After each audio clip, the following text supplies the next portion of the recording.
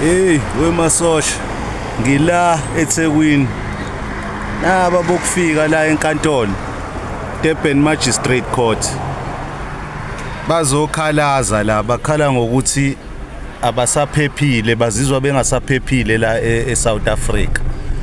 Hey, kugcwele lento ongakazi uyibone. Naba bonke bazizwa bengaphephile la eSouth Africa. Kodwa bayafuna ukugoduka.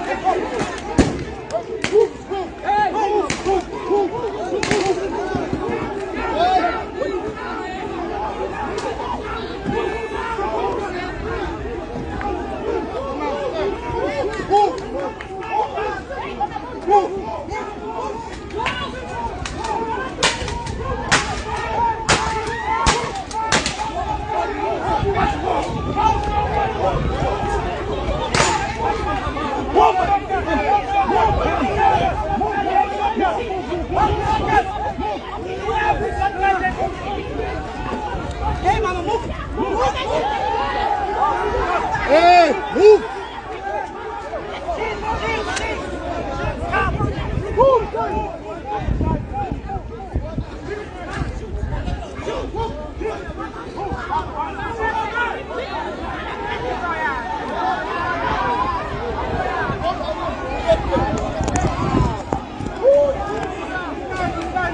Yeah, that is what is happening njengamanje outside the Durban Central in Durban. Amaphoyisa they are pushing away the refugees who were sitting outside.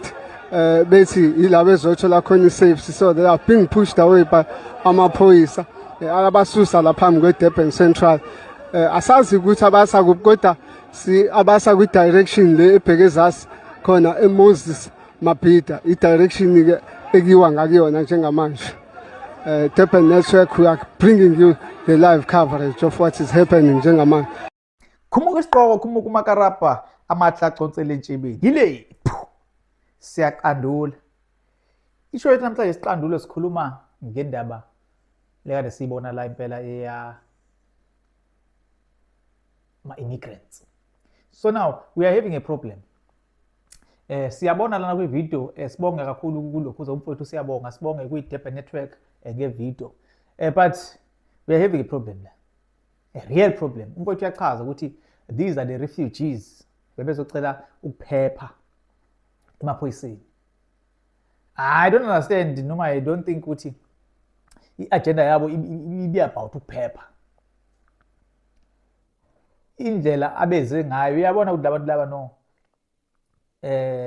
indlela abeze ngayo I think it's very provocating.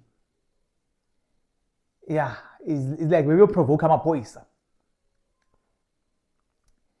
Kwayona indaba ukuthi we have refugees. Any problem. Le ndaba oqala masikhuluma ama-refugees we are talking about abantu abasuka emazweni la mhlambe kungekho khona instability, where there's instability, kuyaliwa kunjani ezweni. So abanye babalekela ukusindisa nokuphephisa impilo zabo.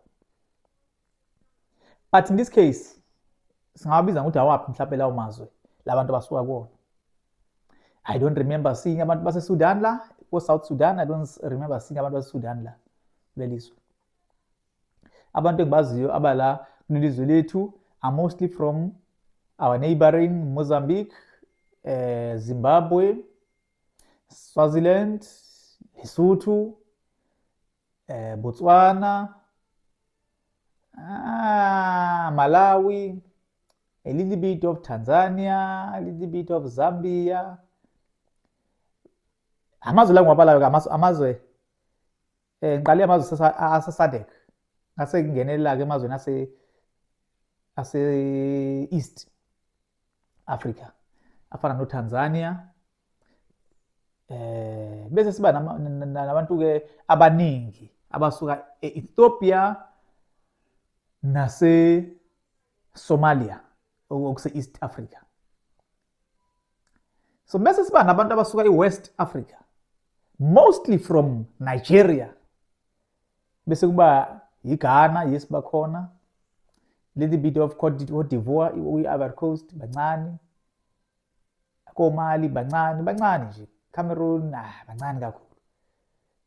So i-problem engathi sinayo, we are having a problem yama Nigerians,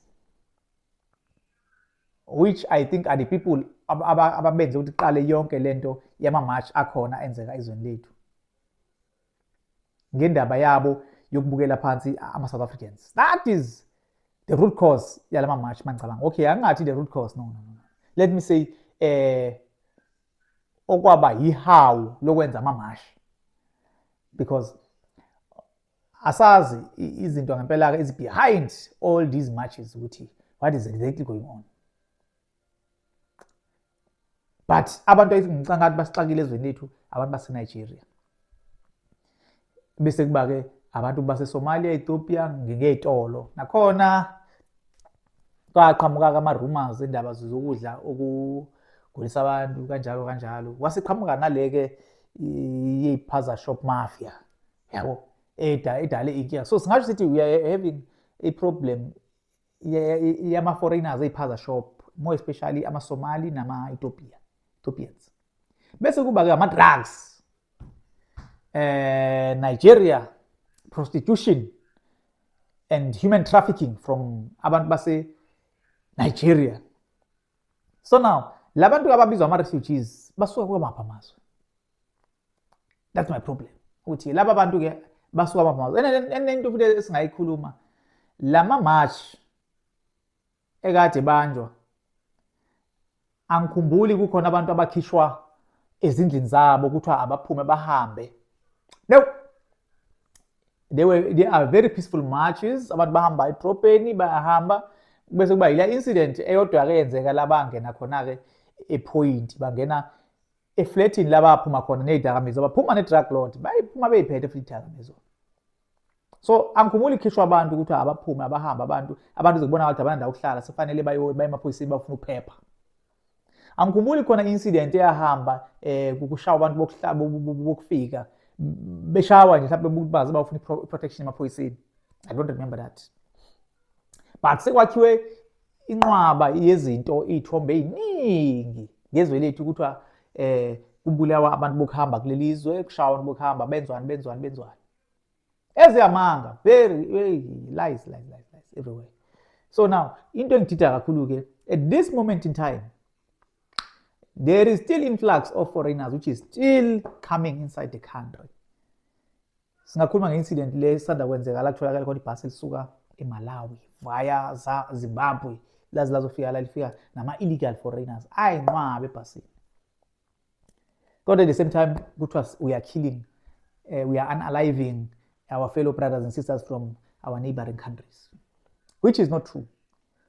Njengale enzeka la kule video ke la isibona khona ke amaphoyisa ephoqeleka ukuthi ke asebenzise ama-rubber bullet nama-tear gas ukuhlakaza isixuku nokuba chase away from police station, ngoba manje ngendlela asebenza ngayo ayisekho right. Okungixaka kakhulu kulento, there are children abahamba nabazali babo la, which I think into nje something which is well orchestrated ukuthi amaphoyisa edubula noma enzani ukuze kulimale iy'ngane kube sengathi kulinyazwe iy'ngane ezi-innocent kanjani. You can see this thing was well orchestrated ukuthi amaphoyisa ebezoprovoke la ukuthi a-react, because you can also see ukuthi abantu they are not resisting, bayabaleka, okutshengisa ukuthi these people are used. There are people, big people behind these things abafuna ukuprova isithombe esithize. You see, if abantu besemandleni besemoyeni like sibuka abafowethu uma bemasha laphana ngeke bathini, because basuke bezwa ngaphakathi lento. But these people endlela benza ngayo baqala baprovoke amaphoyisa, but inkathi amaphoyisa isebenzisa ammunition, hayi bahlakazeka abantu-ke. Ngiyathanda indlela amaphoyisa enze ngayo, baba-guide away from phela sometimes you have to use i-force ukuthi kulunge izinto, because now our country has turned into a banana republic. Wakushiwo kuthiwa this is not a banana republic, now this is a banana republic, because everyone, every Dick, Tom and Jerry bayafika la manje benze ukuthanda kwabo ngendlela abayithandayo ezweni lethu, engeke futhi senze lutho. But we have to find ukuthi what is really the purpose of all this thing which is happening. Yes, we support ama-marches, we are behind ama-marches because yes, vele izinto ezwakalayo ezilwelwayo izinto ezikhona, but politicians banezinto abazenza behind the scenes esingazazi thina ezenza ukuthi igcine kwenzeka yonke lento enzakalayo ezweni. Ayi sibonge. Danko, siyashibilika.